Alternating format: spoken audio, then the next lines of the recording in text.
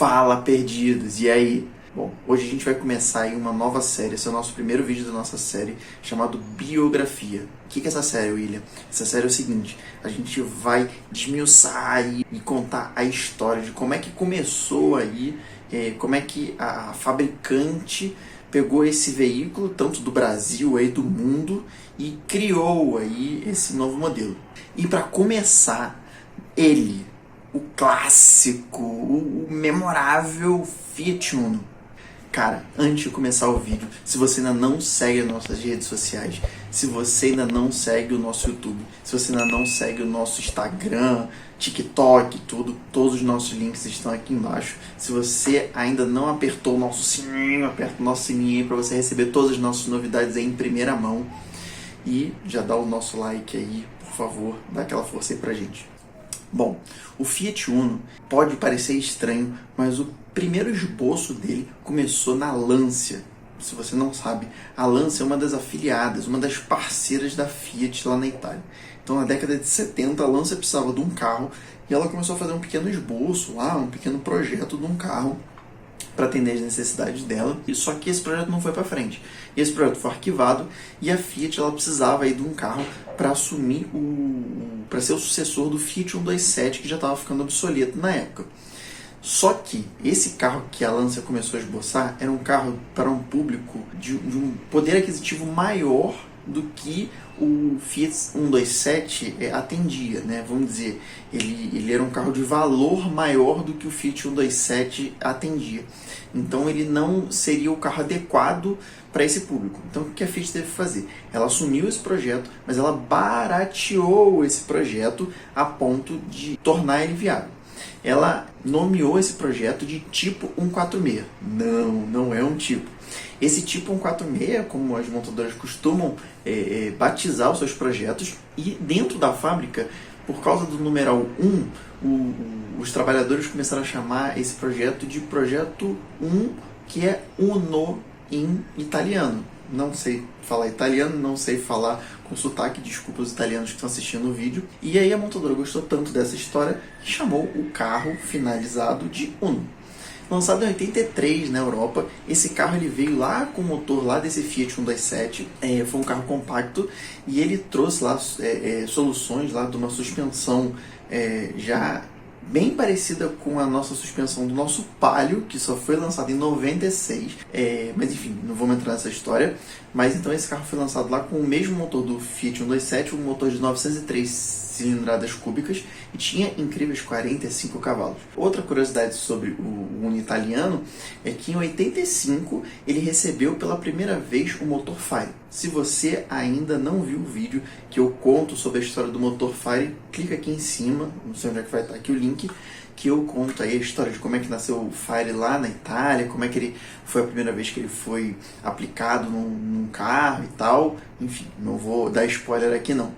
Mas enfim, em 85 o Fire, o mesmo motor que equipa o seu Mobi hoje, o seu Palio, o seu Punto, ele já teve a primeira vez, aí, a primeira experiência, né, no Uno italiano. Outra curiosidade sobre o Uno italiano é que em 87 ele teve uma versão CVT que foi chamada de Uno Selecta. Olha que legal, né?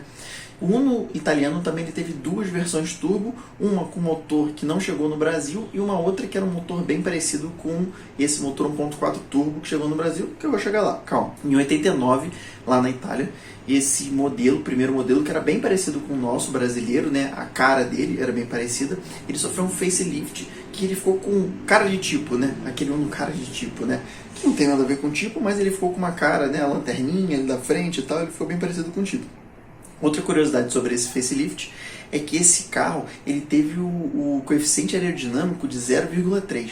Cara, para um carro de 89, isso era assim, fora do comum, e ainda mais para um carro de entrada, um carro, vamos dizer, básico, né? O Fiat, lá na Itália, ele foi encerrada a produção em 1995, com a entrada do tipo italiano, né? E lá ele teve versões 1 litro, no motor Fire, e ele teve até uma motorização diesel, né, e passando pelo CVT, que eu já falei, etc, etc. Eu não vou entrar muito na produção do italiano, que não é interessante nesse vídeo. Bom, no Brasil, a gente começou a produção do nosso Uno, né, o nosso Uno Tupiniquim, em 1984. Esse carro chegou no Brasil de uma forma um pouco diferente, tá? Lembrando que o Brasil de 1984 ele ainda tinha muita restrição sobre a importação, as importações ainda eram fechadas, né?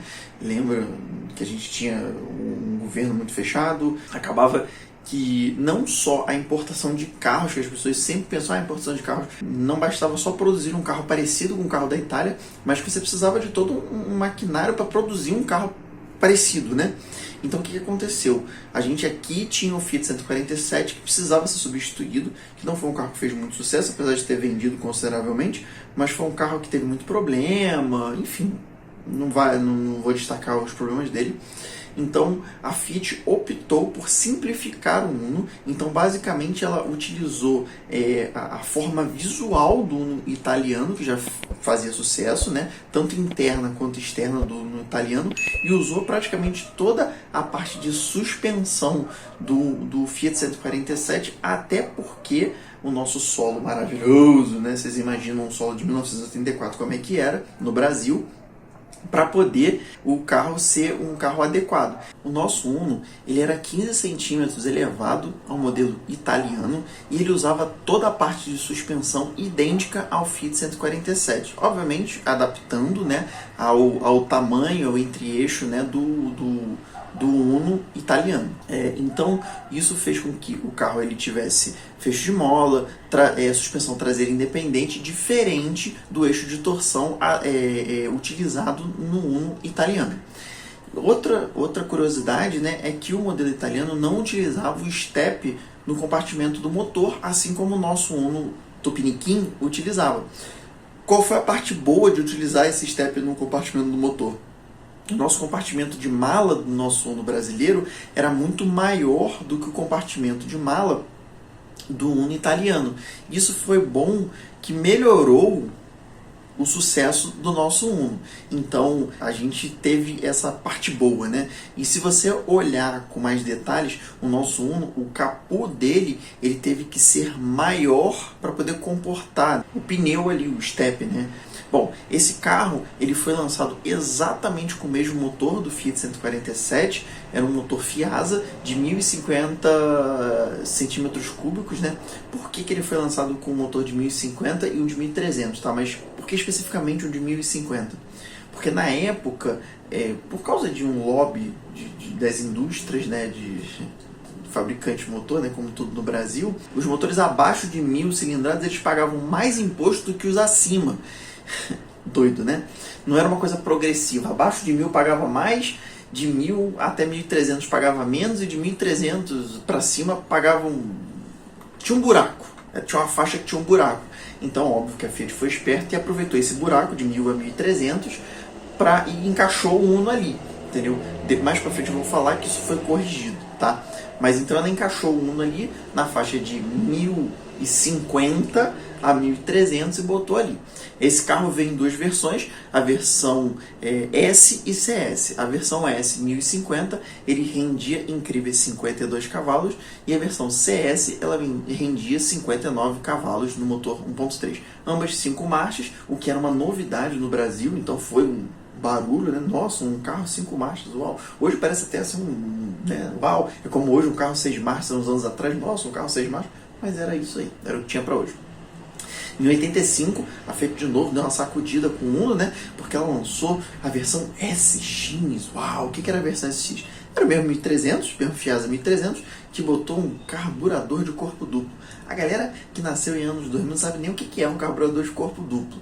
É como se fosse um chip. Fez um chip no carburador e aí o carro saiu dos 59 cavalos para 71 cavalos. Gente, isso era assim um ganho absurdo assim, para um carro na década de 80. Então vocês nem imaginam o barulho que esse carro fez, né? Um foguete. Em 1987, a Fiat veio e sacudiu de novo o modelo. Ela lançou o Uno 1.5R. Esse carro vinha com um apelo visual que só a Fiat sabe fazer. Dá uma olhada como é que era esse carro. Óbvio. Se você nasceu nessa época, você vai lembrar de Gol GTS, GTI, GT da época, que tinha um apelo visual maravilhoso. É óbvio que a Fiat também quis surfar nessa onda, né? Então ela lançou um 1.5R naquele amarelo maravilhoso que ela tinha. Cara, o carro era um espetáculo. Saía com motor 1.5 Sevel, inclusive era o lançamento do motor 1.5 Sevel, que rendia incríveis 86 cavalos, mas era um carro leve, devia fazer um estrago nas ruas. Nesse mesmo ano, e juntando aí com esse Sevel 1.5 aí, com o lançamento do motor Sevel 1.5, ele trouxe aí a Elba, a Fiorino, a Premio. Em 1990, talvez ocorreu um maior rebuliço aí na indústria automotiva. Se você é um gearhead, você não sabe, mas você odeia 1990 e você nem sabe por quê. Vou explicar. Em 1990, a Fiat trouxe a primeira versão do Uno 4 portas. Não é por isso que você odeia essa época. Ela trouxe lá um motor Sevel 1.6 de 88 cavalos, era um Uninho maneiro, CSL, ele era super completo, vinha com ar condicionado, era lindinho e tal. Se hoje você encontrar um carro desse, é raríssimo de encontrar, vinha da Argentina. Nascia o 1.6R com esse mesmo motor, também muito bonitinho, faixinha, maravilhoso, maravilhoso. E também nascia o Uno Mille.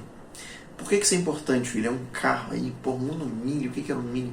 Bom, foi corrigido. Lembra lá atrás que eu falei que existia uma lei que taxava os veículos abaixo de 1.0 de 1.000 cilindradas cúbicas?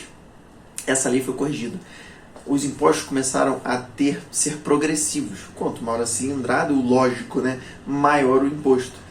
Ele foi corrigido isso, então ele começou a ser dessa forma, né? Quanto maior o motor, mais imposto paga.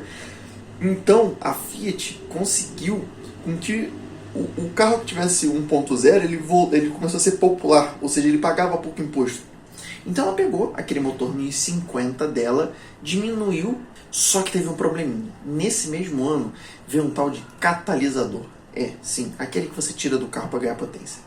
Só que nessa época usava carburador. Carburador e catalisador perde potência. O que já não era bom, estava ruim, parece que piorou. Então, um carro que já não tinha potência, eles lançaram um Mille em 1990 e abriram a história do carro 1.0, que você, gearhead, odeia, com 48 cavalos e 7.4 kgf. Pois é, cara. Era manco com força. Tudo bem, era um carro leve, era um carro que não tinha nada, não era aquele carro que tinha ar, vidro, não tinha nada, nem espelho retrovisor tinha direito. Era nada, tipo Fusca, entendeu? Então, eles abriram essa história, venderam que nem água esse carro, e outros carros. Só que com essa história do catalisador, ninguém gostava muito, era carro manco, piriri, parará e tal. E nesse mesmo ano eles foram malandros. Tinha uma brecha na lei, malandro, que dizia que se você usasse injeção eletrônica, que era novidade na época, você não precisava usar catalisador. O que eles fizeram? Criaram uma versão S e CS que já tinha e meteram uma injeção eletrônica no motor Fiasa. Lembra que tinha uma versão 1.5 Fiasa? Botaram uma injeção monoponto. Malandrinhos, né? E aí eles não perderam potência nesses motores. Então, foi a primeira vez que a gente teve injeção eletrônica no Uno, que foi a versão S e CS, lá em 1990. Em 91, acaba a tal da frente alta. Se você gosta de Uno, se você é feteiro, você já ouviu falar que existe Uno frente alta e frente baixa. Acaba exatamente em 91, quando a Fiat dá-lhe um tapa no carro e tira a frente alta, foi em 91. Em 92, a Fiat vai lá e lança, talvez, a maior revolução do planeta Terra. Mentira, não foi não. Mas em 92, lança o Mille Electronic. Mille Electronic. O que era o Mille Electronic? Era um Mille que tinha a ignição eletrônica. Basicamente, era uma atualização do mesmo motor lá do Mille, em que ele trazia ignição eletrônica e recuperava lá os pacatos 48 cavalos. Esse motor ia na versão a álcool para 56 cavalos e 8,2 kg força metro. Dava a ele o título do 1.0 mais potente do mundo.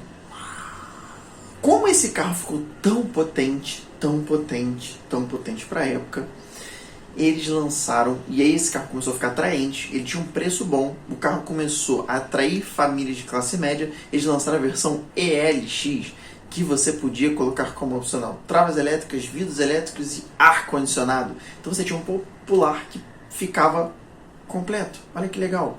Começou a revolução do carro popular, que antigamente o carro popular era pé de boi, literalmente. Agora não mais.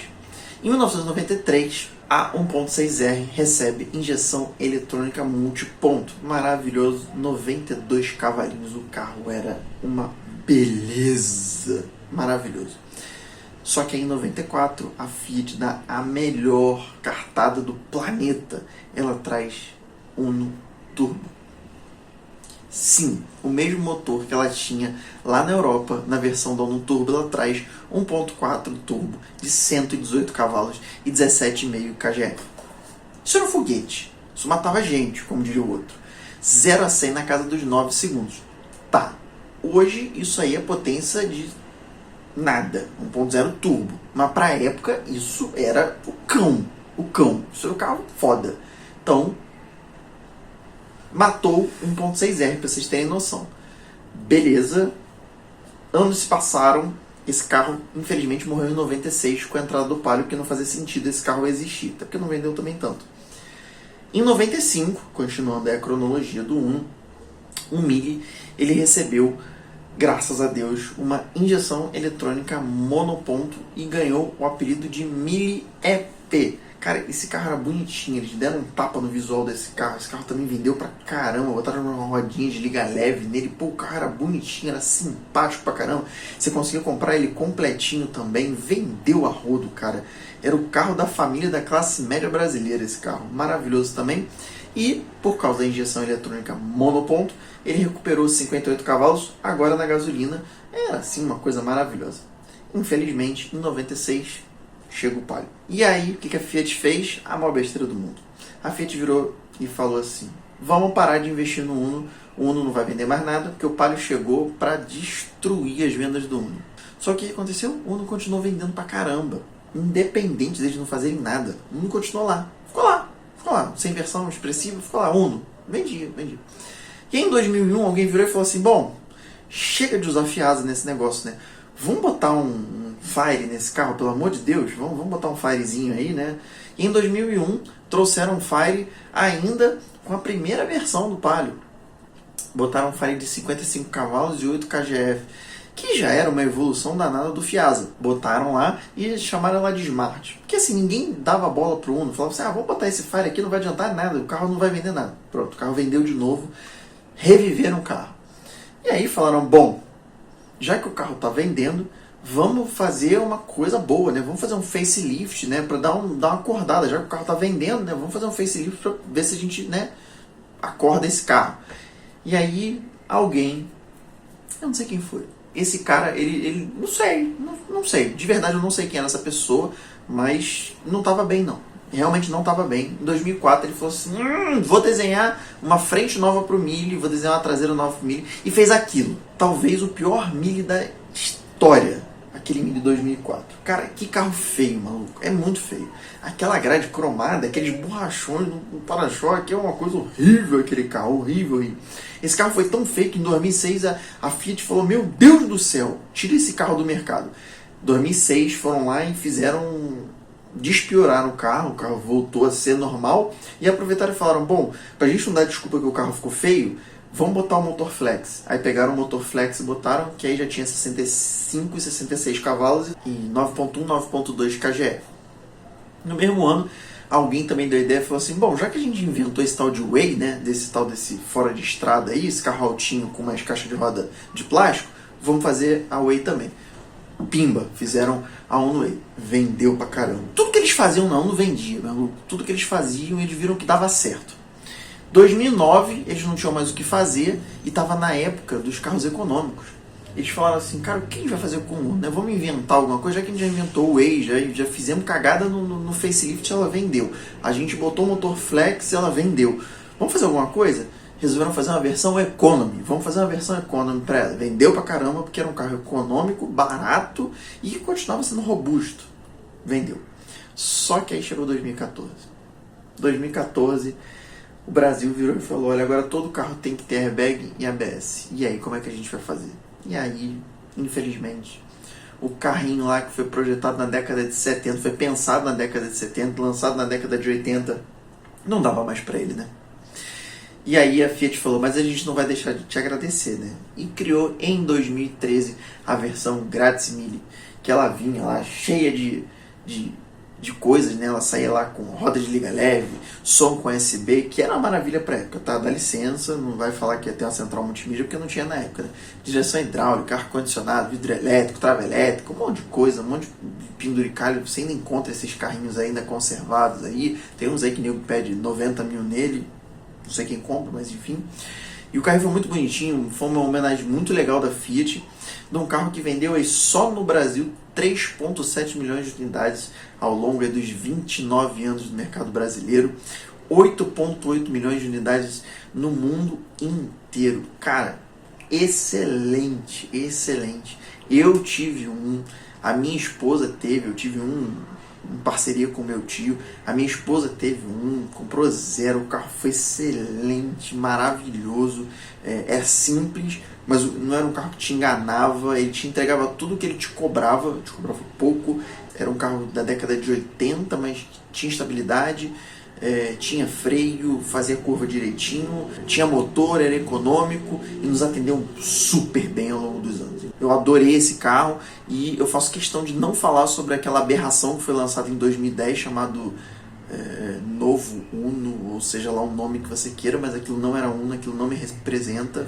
Deixo aqui meu desgosto sobre aquilo.